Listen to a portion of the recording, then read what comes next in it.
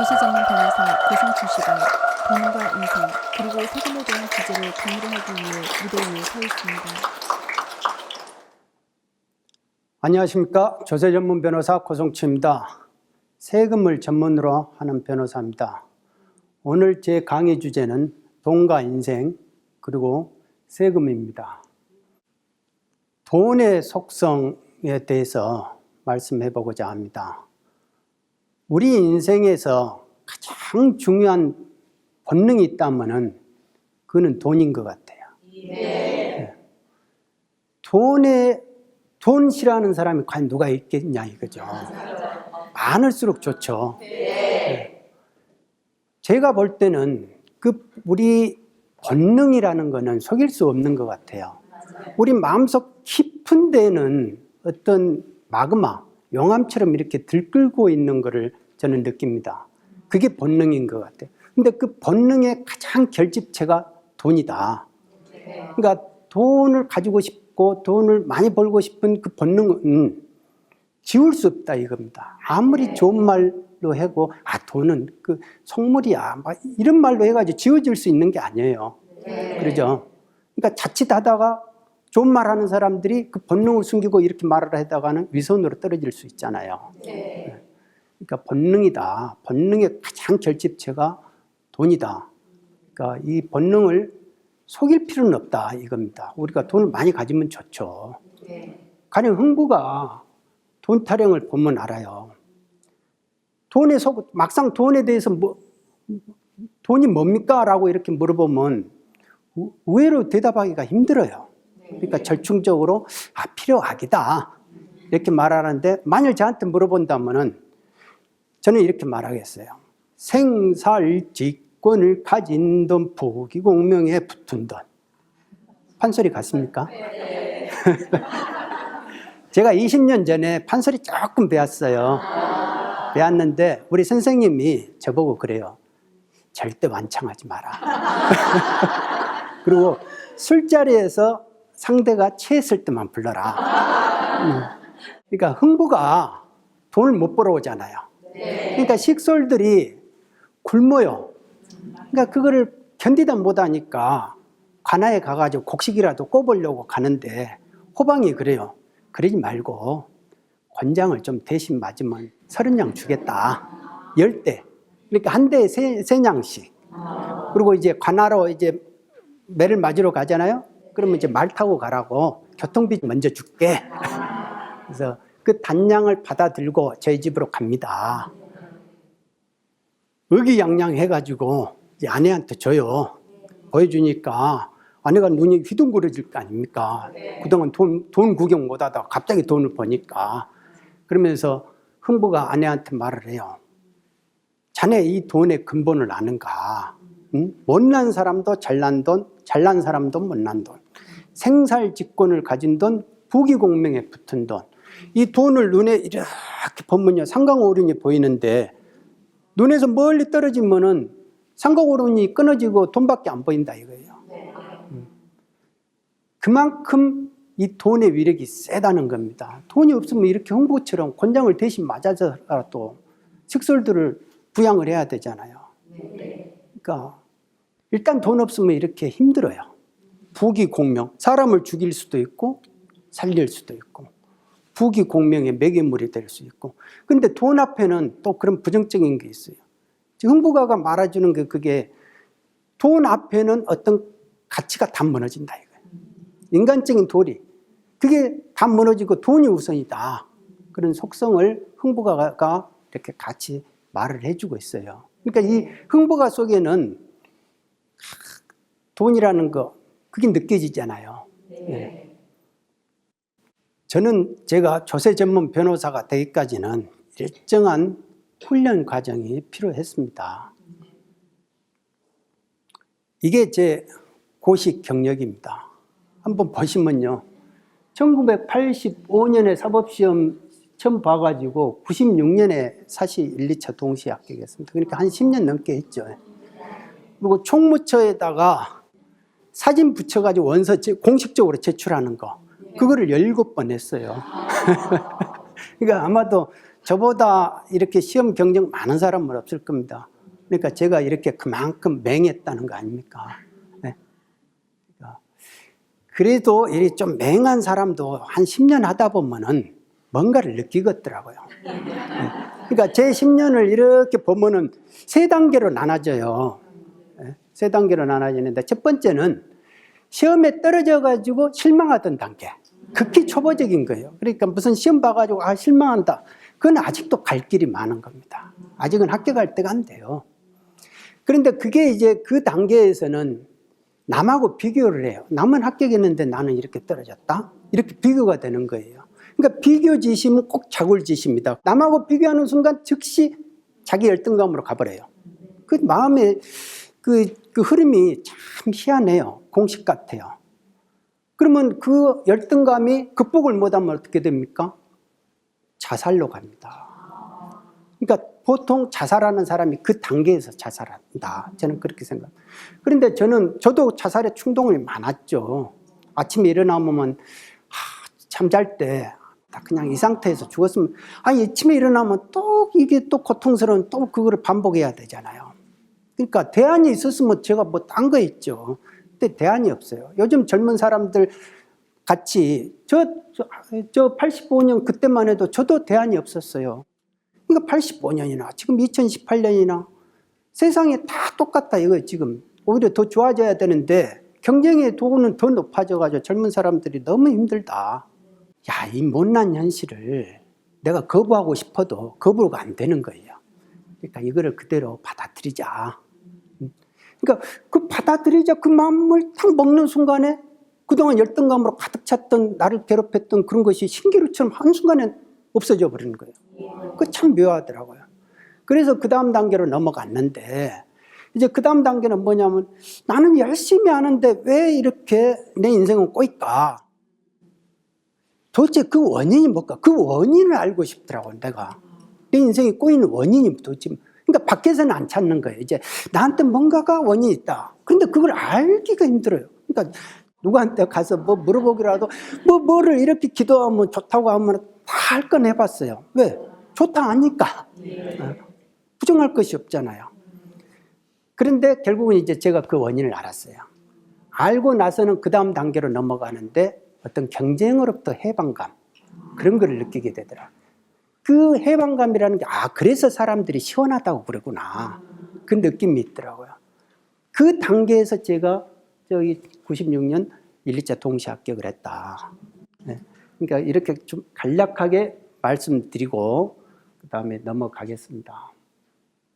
그러고 나서 제가 변호사 돼가지고 감사원을 들어갔습니다. 감사원을 들어간 이유는 행정을 해야 이렇게 크게 보겠다. 왜냐하면 제가 검찰 시보, 법원 시보를 해보니까 여기서는 내가 할 일이 아니다. 그런 생각이 들더라고요. 그런데 행정을 가기를 참 잘했어요. 제가 거기 가서 감사원에서 금융기관을 담당을 했거든요. 그러다 보니까 우리나라 외환 얘기가 왜 왔는지 1998년에 우리가 IMF 왔잖아요. 네. 그 이유를 제가 알게 된 거예요. 제가 직접 공적자금 감사를 하니까 저 나름대로 결론을 내린 게 뭐냐면 규정 따로 관행 따로입니다. 규정은 이렇게 있는데요. 관행은 이거예요. 근데 세상 사람들이 전부 다 그 담당하는 사람들이 이 관행을 규정, 원칙으로 생각해 버리는 거예요. 그러면 규정이 이렇게, 규정하고 관행이 이렇게 있으면 이렇게 점점 내려오잖아요. 이 간격이 크잖아요. 이게 다 모랄 해저드입니다. 그러면 이게 이 모랄 해저드는 뭐죠? 국가 돈이 누수되는 거예요. 우리는 세금을 내는데 국가 돈은 또 누수가 돼가지고 그 국가 돈을 또 빼먹는 사람들이 존재하더라 이겁니다. 그러니까 제가 그런 구조적인 과정을 전체적으로 거시적으로 볼 수 있는 계기가 주어졌다. 그래서 제가 금융 쪽으로는 돈에 대해서 어떻게 돌아간다, 국가 돈을 어떻게 빼먹는다 이런 거를 감사원을 통해서 제가 그 경험을 통해서 알게 됐습니다. 그러고 나서 저는 이제 산업은행 감사를 끝나고 제가 스스로 사표를 냈어요. 제발 좀 받아달라. 이렇게 하면서 감사원을 나왔습니다. 감사원을 나오게 된 계기는 전 나름대로 A가 내 영역이 아니다. 내가 열심히 일을 하면은 능력을 발휘하면 누군가가 또 징계를 당해요. 그러잖아요. 칼 들고 다니는 직업이다 보니까. 그러니까 윗사람이 나가면 되는데 그 조직이라는 게 다 그러잖아요. 과부가 걸려가지고 밑으로 가요. 그러니까 밑에 직원이 나가야 된다. 그러니까 마음이 감사를 해가지고 감사건을 딱 잡았을 때는 그렇게 희열을 느끼거든요. 그래서 하룻밤에 밤을 새요. 그러면 감사건이 제대로 잡힌 거거든요. 근데 그 다음에는 이제 마음이 아프기 시작합니다. 그러니까 저도 이제 저런 고시 공부를 안 했다면은 당연히 그걸로 가지고 내가 능력 발휘했다고 우쭐하고 그러겠죠. 근데 제가 저는 고시 공부 과정이 있었기 때문에 이거는 내가 할 일이 아니다라고 생각을 하니까 스스로 나왔는데 대책 없이 나왔어요. 무작정 사표 써주라, 사표 받아달라, 사정해서 나왔다니까. 그러다 보니까 대책 없이 나왔는데 우리 애기가 이제 막 태어나가지고 돌도 안 돼가지고 엉금엉금 기어다닌단 말입니다. 그런데 그 애기를 이렇게 보니까 쟤도 20년 뒤면 이제 20대가 돼가지고 또 경쟁에서 시달리겠구나. 그렇게 생각하니까 마음이 아파요. 그러니까 또 나의 어리석음을 또 반복할 수 있겠다. 그러니까는 어떻게 됩니까? 제 흔적이라도 남기고 싶었어요. 그 애를 위해서. 그리고 아버지라는 존재는 있잖아요. 자식들한테는 잊혀지는 존재잖아요. 그러니까 아기를 낳고 보니까 우리 아버지가 그렇게 고생하셨구나. 그런 거를 알게 되는데, 그래서 아버지 존재감이라도 좀 흔적이라도 남기고 싶은 마음에 글을 썼죠. 글을 쓴 게 이제 그게 갑진실패 소중한 발견인데, 처음에는 이제 뭐 그게 글이냐 이렇게 핀잔도 받았지만 계속 고치고 한 수백 번 고친 것 같아요. 그러니까 이제 결국 사람들한테 어떤 감동을 주는 그런 글이 됐다. 그런 평을 들었어요. 근데 그 책을 봤던 어떤 공무원이 저를 이렇게 서울청 법무과장 이 자리로 좀 유도를 해줬습니다. 그러니까 뭐냐면 이쪽에서 국세청에서 최초로 법무과장 개방직 자리를 최초로 내놨어요. 국세청에서. 그래서 제가 여기에 가서 면접을 하고 그렇게 해서 법무과장을 하게 된 겁니다. 그러니까 변호사로서는 제가 그 국세청에 처음으로 법무과장을 한 사람입니다. 그리고 법무과장만 5년을 한 사람이에요. 그러니까 앞으로는 제 경력 그 이상으로 할 사람이 없어요. 그러니까 이제는 그 변호사가 이 자리를 못 갑니다. 그러니까 저한테는 참 소중한 경험이었습니다. 이때 제 모습이었습니다. 지금하고 많이 다르죠. 저는 이때 참 너무 해피했어요. 행복했어요. 국세청은요, 제가 열심히만 하면요, 누군가가 억울한 사람이 구제돼요. 그러잖아요. 그러니까 새벽에 5시에 와가지고 11시에 퇴근하고 이거를 1, 2년을 해도 지치지가 않았어요. 너무 재밌었어요. 왜냐하면 실력이 있어야 남을 구제를 할 거 아닙니까? 그러죠. 지금 봐도 참 좋았던 시절이에요.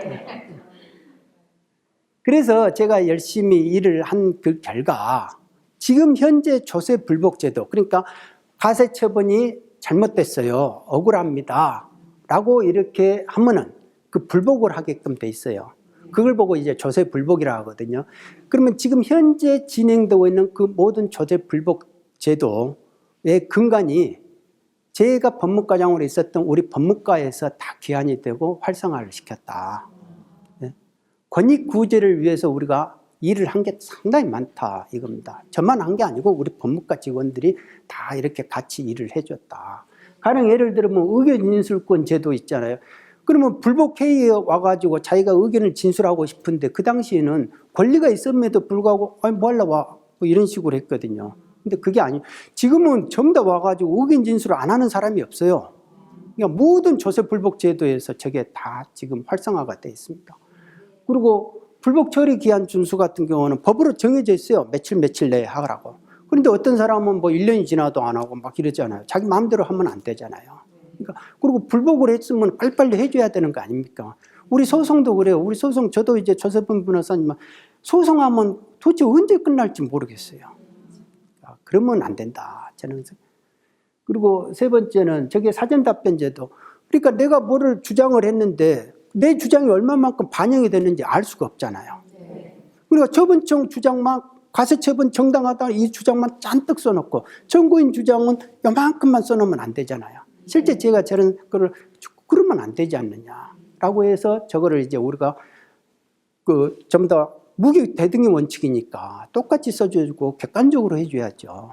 그리고 지금은 이제 법령화가 돼가지고 아예 이제 그 처분청 의견서를 보내주게끔 돼 있어요. 그리고 세무대리인 실명화 제도 이런 거는 있잖아요. 예전에는 세무대리인이 아님에도 불구하고 와가지고 어떤 사무장들이 이렇게 불복대리를 하는 겁니다. 그러면은 그게 불복대리를 납세자 권익을 위해서 얼만큼 하겠어요? 그러니까 그러면 안 된다 이거죠. 저런 식의 관행이 있었다 이겁니다. 그러니까 그런 관행이 무너진 겁니다. 그 관행이 무너질 때는 반발이 심했겠죠. 어마어마하게 심했습니다. 그런데 지금은 저렇게 안 하면 다 감사를 해요. 이제는 오히려 국세청이 스스로가. 그리고 이제 국세행정 실명제도라는 거는 저거는 이제 내가 과세를 했는데 불복하세요. 뭐 불복해서 지든 내가 이제 과세 처분이 취소되든 안 되든 내가 그거 신경 안 쓸게. 그러고 나서 자기는 과세해 놓아가지고 그걸 실적으로 해가지고 승진하면 안 되죠. 남한테는 고통을 줘놓고 그러잖아요. 그러니까 떳떳하게 자기 실명을 대고 해라, 책임을 지어라 라는 식의 이제 그런 제도 개선인데 그게 상당히 또 부담이 됐겠죠. 반발을 했겠죠. 그렇지만 저게 이제 국세청에서도 정착을 하고 했습니다. 그러니까 이런 식으로 점점 실명화가 되는 거예요. 마찬가지로 우리 검사들도 그렇게 해야 되는 거예요. 감사도 어떤 사정기관의 모든 거는 국민한테 권익을 침해하는 거거든요. 그러니까 잘못되면 안 된다 이겁니다. 그렇게 되면 자기가 그만한 일을 한 거에 대해서 책임을 져야 된다. 그거를 생각으로 이제 말을 한 건데, 그러면 이제 담당자들 입장에서는, 공무원들 입장에서는, 야, 전쟁 나가는 사람이 창, 칼 다 뺏어놓고 그러면 어떻게 전쟁하라는 말이냐, 막 이런 식으로 볼멘 소리를 하죠. 네? 그러니까 거기서 이제 균형점을 맞추는 건데, 그래도 제가 이제 그런 부분에서 문제 제기를 해서 이렇게 정도까지 왔습니다. 제가 국세청 5년 하고 나올 때 과세 처분을 이제 불복을 하잖아요. 그러면 그거를 저희 법무과에서 다 했거든요. 이의신청을. 그래서 그 과세 처분이 취소시키는 거를 인용이라고 그래요. 그러니까 그 인용률이 얼마냐 내가 한번 물어봤더니 49.5%래요. 그러니까 나는 그런 말을 들었어요. 그 통계 담당한테 49.5%면 앞으로 국세청 역사에서 그런 그 통계 안 나옵니다. 그렇지만 그렇게 많이 했어도 윗분들한테 제가 의심을 당해본 적이 없어요. 그러니까 어떤 달은 결제하러 가면은 이 달은 왜 이렇게 높아? 그러면 이렇게 보면 90%예요. 그러니까 저는 그 인용률 자체를 보지를 않고 사람 이름도 보지도 않고 그게 100만 원인지 100억인지 이런 액수를 보질 않는다 이거예요. 그냥 우리는 법리에 따라서만 하는 거예요. 사심 없이 하는 겁니다. 그러면 사심 없이 하다 보면 그게 불복 인용률이 높아질 수도 있고 낮을 수도 있고요. 그러지 않습니까? 근데 만일 저거를 인용률을 우리가 25%로 맞춰서만 하자. 이렇게 하면 안 되죠. 그러니까 저는 그런 부분에서 원 없이 일을 했다. 왜냐하면 이분들이 제가 이제 사심 없다는 걸 인정을 해주니까 간섭을 안 해요. 저를 믿어주니까. 그러니까 얼마든지 일하니까 너무 해피하잖아요. 네. 그런데 이제 이거를 시기하는 사람들이 있어요. 저 사람은 돈을 먹고 사건을 인용을 해주는 갑다. 근데 그런 사람들이 내가 볼 때는 오히려 돈 먹은 것 같아요. 저는 이제 국세청을 나오자마자 이제 이런 경험을 최초로 했기 때문에 저 사람은 돈을 많이 벌 거야. 저 사람을 데리고 간 어떤 법무법인은 돈을 많이 벌 거야. 또 뭐 이런 식으로 말을 했거든요. 그런데 저보고 이제 국세청장님이 국장 자리가 있으니까 그거 지원해라 라고 했는데 저는 그냥 나가겠습니다 라고 했거든요. 그러니까 너무 우아하게 생각하시는 거예요. 그런데 저는 제 마음의 고향으로 이제 가고 싶은 그런 게 너무 많았어요. 이 마음속에서 그런 울림이 있었어요. 그래서 내가 이제 공직은 이걸로 다 했다. 내가 역할은 했다라고 생각하면서 저는 마음의 소리에 따라서 움직이겠다. 네? 조세법서를 제가 적었어요. 21세기인데도 우리나라가 법서가 없다는 게 말이 됩니까? 세금 분야에, 세법 분야에 법서가 없어요. 그러니까 도대체 근거가 뭡니까? 라고 하면 옆에 사람들이 그러던데요. 우리 세무공무원도 그랬다니요. 법무과장한테 직원이 결제 받을 때 그런 말을 할 정도였다 이겁니다. 그러니까 솔직히 뭐가 뭔지를 몰라요. 그리고 우리 세무공무원들도 그러잖아요. 세법이 너무 많아요. 너무 다양하고 그러지 않습니까? 그리고 부서가 틀리면 더 틀려요. 그러다 보니까 다 그런 애로가 있는데 아니 세무공무원이 모르는데 밖에 사람이 어떻게 합니까? 그러지 않습니까? 그래서 이거는 내가 해야 될 역할이구나. 100년 안에 나갔던 사람이 또 이렇게 안 적어주면 이것도 법서 못 나온다. 그것도 케이스 사례집이 없어요. 그래서 저는 산에 들어가가지고 처음 다가 그 각 세법별로 케이스 사례집을 만들어 본 거예요. 근데 그거를 새로 만든 게 아니고 제가 5년 동안 업무하면서 이렇게 다 분석하고 정해 놓은 그 내용을 책으로 전환시키는 그 과정이 한 반년 이상 들었다. 근데 그때 제가 몸을 많이 상하겠습니다. 이때거든요. 저 모과나무 기둥이거든요. 한 250년 됐다고 하는데 저렇게 비 올 때면은 저 더 상념이 잡혀요. 그러면서 내가 이게 잘한 짓인지 내가 미친 짓 하는 거 아닌지 갈등이 있는데 내가 이거를 안 쓰면 이때 그리고 지금 이때 내가 책을 안 쓰면 저도 1년 지나면 잊어먹을 거 아닙니까? 그리고 그 열정이 식어요. 그러니까 제가 생각해봐도 그때가 딱 최적이었다. 그 생각은 합니다. 지금도. 저렇게 골방에서 이렇게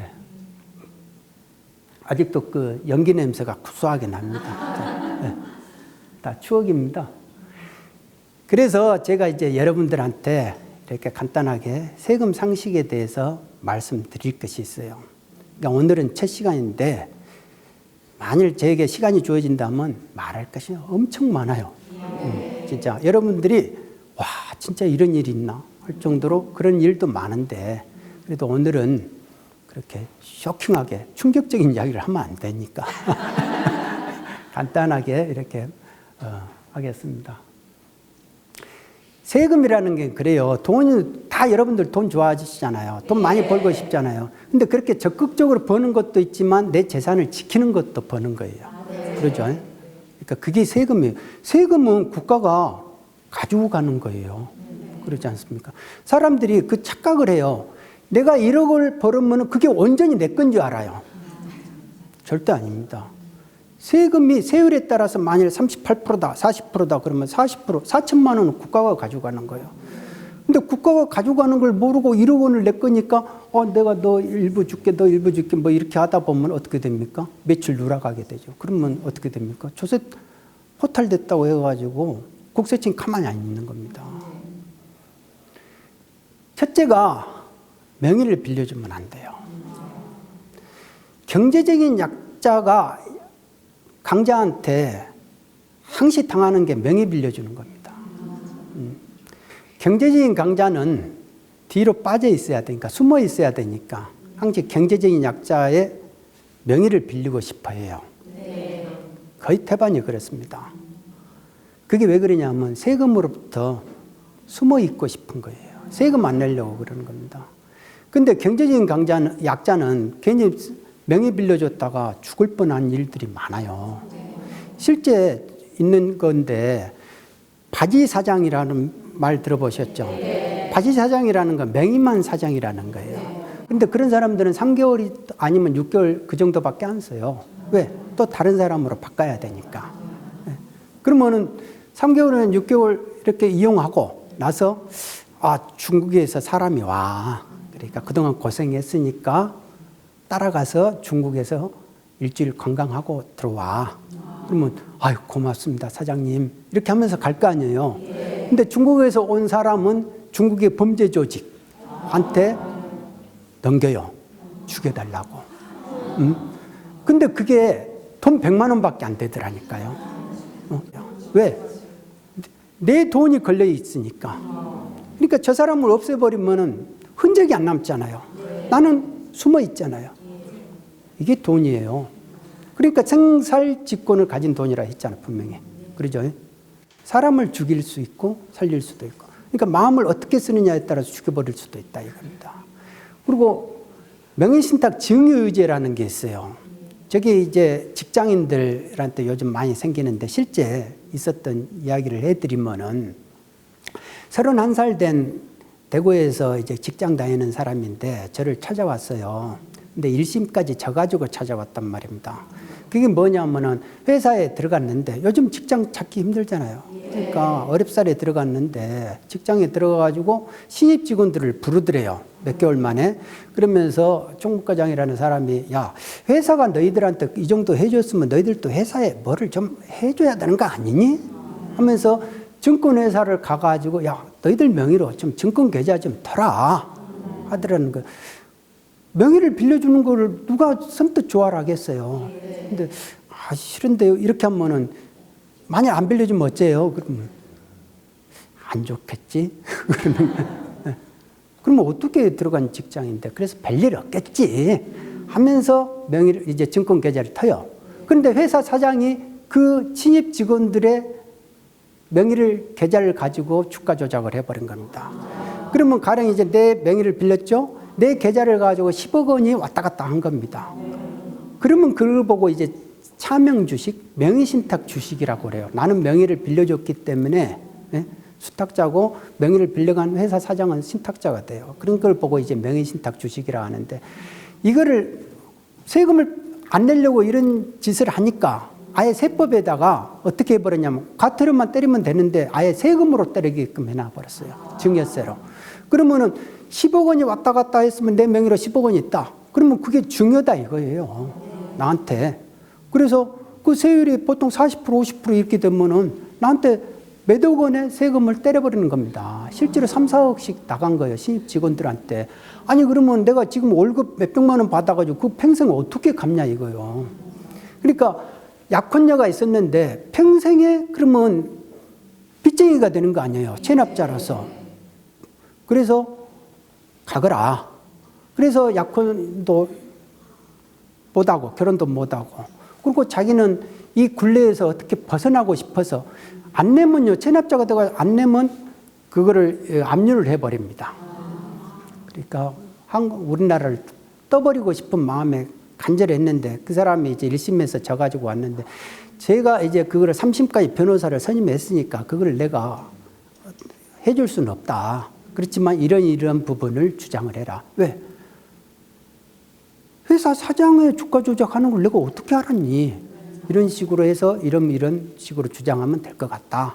해서 나중에 이제 물론 그 변호사가 잘했겠지만은 2심에서 이겼다고 전화 왔고 또 3심에서 이제 자기가 이겼다, 구제됐다. 해서 이제 큰 선물까지 가져와가지고 토끼 용궁 갔다 와고 그랬다 하더라고요. 그러니까 앞으로는 명의 안 빌려줄 거지? 그러니까 절대 안 빌려줄 겁니다. 그러더라고요. 그래서 명의를 항시 조심해야 된다. 그리고 세금은 국가가 이기는 게임이에요. 사람들이 이제 돈을 버는 사람들이 좀 영리하잖아요. 영리하지 않으면 좀 순둥이들이 어떻게 돈을 벌어요? 다 재주가 있는 사람들이 돈을 벌거든. 그런데 그런 사람들이 씨 굽고 나중에 이제 죽어서 염라당한테 가가지고 하는 말이 있어요. 아, 내가 국세청 많이 속여 먹었지. 생전에. 네? 그러면서 세금 안 냈다고 막 자랑을 하는 거예요. 그런데 그 사람이 세금 안 냈던 거는 있잖아요. 그 이상으로 상속인들한테 다 부과가 되는 겁니다. 그게 세금이에요. 왜냐하면 국세청은요, 생전에는 세금이라는 건 생전의 소득세, 증여세 뭐 이런 거고 죽어서는 상속세예요. 국세청은 죽음의 길목에서 기다리고 있어요. 죽음에서 길목에서 다 기다리고 있으면 생전에 그 사람이 조세를 안 내고 세금을 안 내고 그 사람을 쫓아다닐 시간이 없어요. 인력도 별로 없고 납세자는 수천만 명인데 어떻게 쫓아다녀요. 그런데 죽음의 길목에서 다 기다리고 있으면은 생전에 세금 안 낸 만큼 재산이 더 불어날 거 아닙니까? 상속세는요, 그 중에 절반 떼가버려요. 정식으로 죽으면요, 모든 재산을 다 확인해버립니다. 계좌까지 다 열어가지고 다 추적해버려요. 그리고 그러면은 아버지가 어디다 썼는지 상속인들이 알 수 없잖아요. 그러면 그런 것까지 상속 재산에다 다 넣어가지고 오히려 더 가산세까지 들어가요. 그러니까 국가가 더 가지고 가는 거예요. 원래보다. 그러니까 자기가 안 낸 것보다 더 많이 가지고 간다. 국가 입장에서는 이익이잖아요. 어떻게 보면 제가 국가라면은 죽어라 기다리고 그렇게 할지도 모르죠. 우스갯소리지만. 그러니까 이런 카지노 들어가가지고 카지노가 이기지 자기가 이기냐 이거예요. 사람은 착각한다 이겁니다. 그러니까 세금은 국가가 이기는 거다. 그러니까 절세를 물어보면은 생전에 그냥 그때 제때 제대로 신고하는 게 좋습니다 라고 하면은 저한테 핀잔을 줘요. 그게 무슨 절세 이러냐고. 맞죠? 제가 하는 말이 맞아요. 그러니까 멀리 못 보는 겁니다. 소탐대시라는 사람들이 너무 많아요. 그리고 세무공무원 말도 검증을 좀 해봐야 됩니다.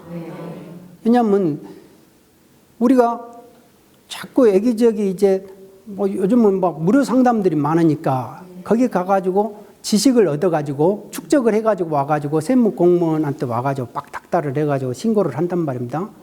귀찮게 해가지고. 그러면 세무공무원 입장에서도 그러잖아요. 내일이 아니잖아요. 그런데 그 사실관계를 특정하는 거는 진짜 시간이 걸리는 거예요. 근데 그 순간 와가지고 10분이라도 30분 상담하는데 어떻게 그걸 해주냐 이거요. 내일처럼. 그게 바쁘잖아요. 세무공무원은 진짜 바쁜 사람들이에요.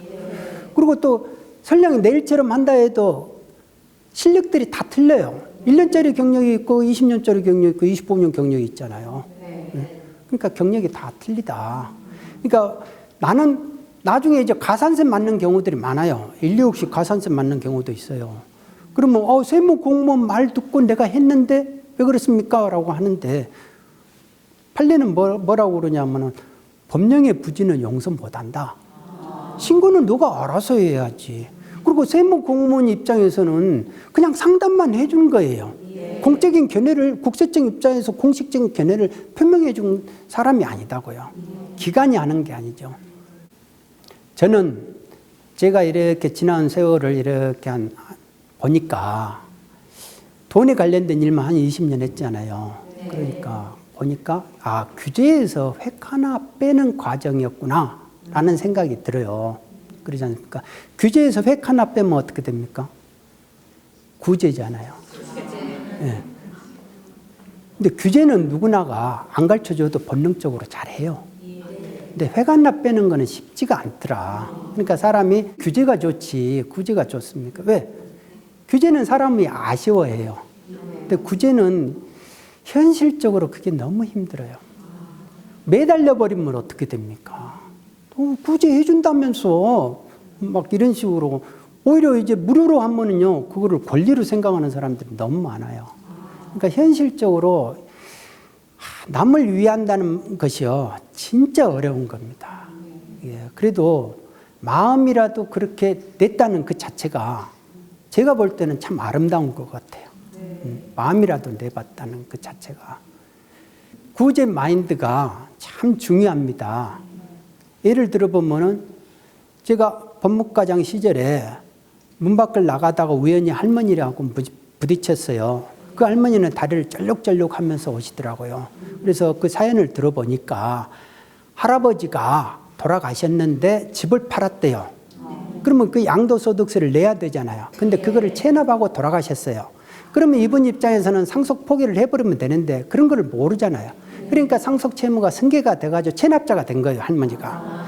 근데 할머니한테는 손녀가 한 달에 5만 원씩 해줘요. 용돈을 줘요. 그게 모은 게 300만 원입니다. 그러니까 예금에 300만 원이 있는데 어떻게 됩니까? 체납자잖아요. 그러니까 국세청이 사후 관리를 하다가 재산이 있네 하면서 압류를 해버린 거예요. 그러니까 이 할머니가 오셔가지고 하는 말이 나 이 돈 없으면은 나 굶어 죽어 이렇게 말씀하는 거예요. 그러면 세무서 직원 입장에서는 법대로 한 거예요. 왜? 체납자니까. 그런데 그 당시만 해도 그래도 저희 법무과가 구제 역할을 했다고 이제 소문이 나서 그런지 법무과 한번 가보시라고. 그러면 뭔가가 길이 있을 것이다. 그래서 와가지고 우리가 가장 실력 있고 구제 마인드 있는 사람을 불러가지고 답을 한번 우리가 이 사건을 보자 했더니 불과 30분 만에 답을 가져와요. 왜? 개정 후에 법을 적용을 하면 그거를 압류하는 게 맞는데 개정 전, 그러니까 양도 당시에 법을 적용을 해야 하거든요. 그때 당시에는 양도 당시, 그러면 결손 처분을 했는데 재산이 없으니까 일단 결손 처분을 했는데 그 당시에 존재했던 재산만 압류가 가능해요. 근데 이거는 그 당시 존재했던 재산이고 새로운 재산이잖아요. 그러니까 압류하면 안 되는 거죠. 그러니까 구제 마인드만 있으면 보면은 내일처럼만 생각하면 어떻게 됩니까? 답이 나온다 이겁니다. 그러죠. 그리고 또 구제를 하려면 이렇게 실력이 있어야 된다. 법리 마인드가 있어야 된다. 그래서 이런 게 구제 마인드가 상당히 중요하다. 저는 그러니까 이렇게 복을 쌓는 복전이라고 나는 생각을 해요. 이 구제 속에. 저는 보이지 않는 세계가 상 크다고 이렇게 생각을 합니다. 가령 저한테는 그런 사건들이 있었어요. 제가 시험에서 이제 떨어져 가지고 군대를 가게 됐는데 바로 그때 시험이 뭐였냐면은 우리가 사회를 보잖아요. 그럼 마지막 날이에요. 형법을 보는데 작물의 개념에 대해서 우리가 다 그 시험 문제가 나올 줄 알고 달달달 외웠어요. 외웠는데 시험 이제 감독관이 막 들어오셔가지고 개념 문제가 하나가 뭐가 있을까 했더니 재물의 개념이 하나 더 있더라고요. 그래가지고 그거를 10분 동안에 얼른 봤어요. 봤는데 이제 문제가 이렇게 두루마기가 이렇게 펼쳐지는 겁니다. 재물의 개념이 나온 거예요. 이야, 다른 사람들은 이제 못 쓰겠구나. 나는 쓰겠다. 얼른 쓴 거예요. 얼른 쓰니까 잘 썼잖아요. 그러니까 10분 전에 빨리 나갔죠. 잘 쓰고. 그러고 나서 이제 화장실 가서 친구가 저보고 그러는 거예요. 네가 찍어준 문제 다 나왔다? 작물의 개념하고? 작물의 개념 아닌데? 재물의 개념인데? 아니야. 작물의 개념. 등골이 오싹한 거예요. 아니, 얼른 가가지고 뒷문 열어보고 이렇게 봤더니 작물의 개념. 아니, 나는 분명히 문제를 한 서너 번을 확인했다고 이렇게 했는데 어떻게 해서 그게 작물이 재물로 보이냐. 그 한문이 전혀 틀리는데 그러지 않습니까? 그렇게 해가지고 떨어졌고요. 헛것을 보여가지고. 또 시험에 합격할 때는 막 1차 시험장인데 이쪽으로 들어가 보니까 오른쪽 대각선으로 누가 앉아 있어요. 근데 그 사람이 다리를 떠는데 오른발을 떨면 되는데 왼발을 떨고 있어요. 그러니까 이렇게 해가지고 안 보려고 했는데 신경이 쓰이잖아요. 그러니까 제가 이제 최대한 공손한 말투로 좀 다리 떨지 말아달라고 하니까 흔쾌히 받아주더라고요. 그런데 그렇게 해서 1교시 잘 봤어요. 그런데 2교시가 되는데 이제 OMR 답안지라고 이렇게 사인펜으로 이렇게 동그란 거 이렇게 적는 거 있잖아요. 그래서 국제사법을 선택했기 때문에 국제사법에다 적었는데 그 사람이 나만 쳐다보고 있는 거예요, 또. 아니, 오전에는 다리 떨더니 오후에는 왜 저렇게. 근데 그분이 하는 말이 국제법 선택했어요? 그러더라고. 아닌데, 국제법 선택했군. 아니, 지금도 생각하는 게 아무리 시력이 5.0이어도 그게 보이냐 이거예요. 이 많은 동그라미가. 그분 때문에 제가 합격했어요, 그때. 1, 2차 동시에 합격했잖아요. 그러면 이런 일을 겪고 나면은 사람이 내 의지만, 내 노력으로 뭐든지 다 일이 되겠다. 이렇게 생각할 사람이 누가 있겠느냐, 이거. 그러죠. 그러니까 저는 합격을 너무 의식할 때, 내가 잘 된다는 거에 너무 집착을 할 때, 올해 합격 안 하면 내 인생이 망가지는데, 이런 식으로 할 때는 헛것이 보였더라 이거예요. 근데 그것이 나를 실패하게끔 인생을 꼬이게끔 한 원이다. 내 잘 되고자 하는. 그런데 잘 된다 못 된다 그 개념이 있냐 이거예요. 내가 보니까 이게 손에 잡히는 개념도 아니고 그게 잘 된다는 기준이 뭡니까 하면은 말할 수가 없어요. 다. 왜? 상대적이니까. 그걸 절대적으로 내가 생각을 했다는 겁니다.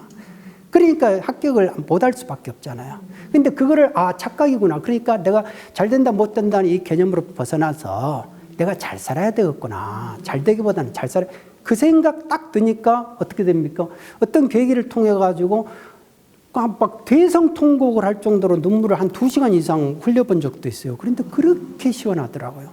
그리고 또 거기서 이렇게 하니까 어떤 내가 그동안 경쟁 의식으로 이렇게 찐득찐득하게 붙어있던 그런 것이 이렇게 딱 양파 껍질 벗겨지듯이 탁 떨어지는 그런 느낌이 있더라고요. 그래서 제가 그 경쟁으로부터 해방감이라 그 시원함이 분명히 있었어요. 그러다 보니까 책 속에 있는 내용들이 전부 다 이제 내일처럼 보이는 거예요. 예전에는 행정처분에 위법성을 논하라 하면 위법성만 잔뜩 논하고 구제를 안 했는데 이제는 전부 다 내일처럼 느껴지니까 이거를 어떻게 구제할까? 그러니까 합격하게 되는 거죠. 네. 이게 추사 김정희 선생이 말년에 썼던 불계 공졸이라는 낙관이에요. 잘되고 못되고를 가리지 않는다. 추사 김정희 선생도 나만 우월하다고 이렇게 생각하던 때가 있었어요.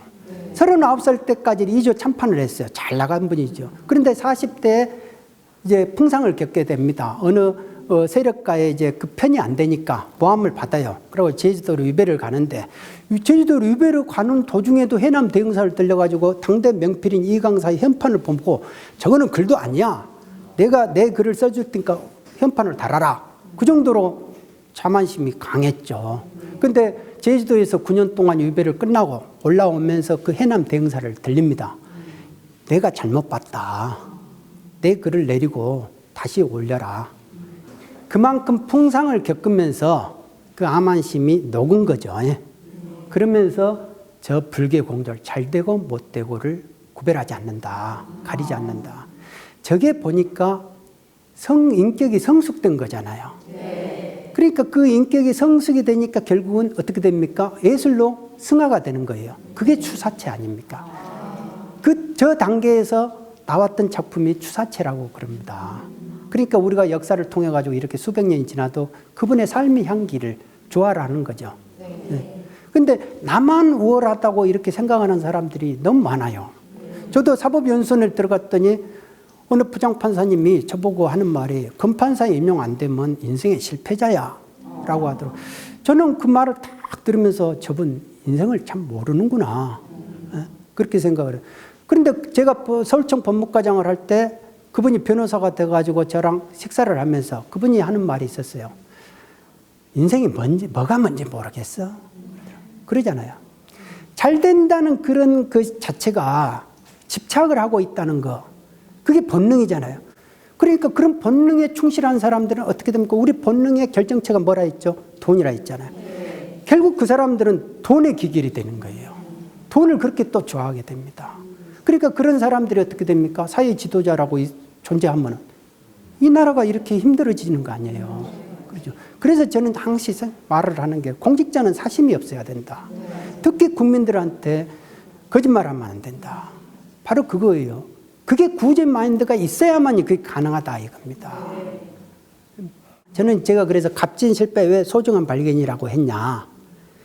저는 내 인생이 왜 이렇게 꼬일까 막 그랬는데 어느 순간에 이게 어차피 인생이라는 게 다 희노애락이잖아요. 생로병사의 과정에서 내가 겪어야 될 일들을 이 젊었을 때, 그것도 힘 있을 때 이렇게 겪는구나. 그래서 너무 내가 해피하구나. 그래서 값진 실패, 소중한 발견이라고 한 겁니다. 이해가 되시죠? 네. 그러니까 대부분의 사람들이 돈으로서 어떤 보상을 받으려고 그래요. 돈으로서 내가 돈을 모으는 거는 있잖아요. 내 자존감을 보상받으려고 하는 거예요. 남으로부터 대우받으려고 한다니까요. 근데 돈을 아무리 모아도 쓰지 않으면 내 돈이 아니에요. 그러죠? 죽을 때 가지고 간 사람 봤습니까?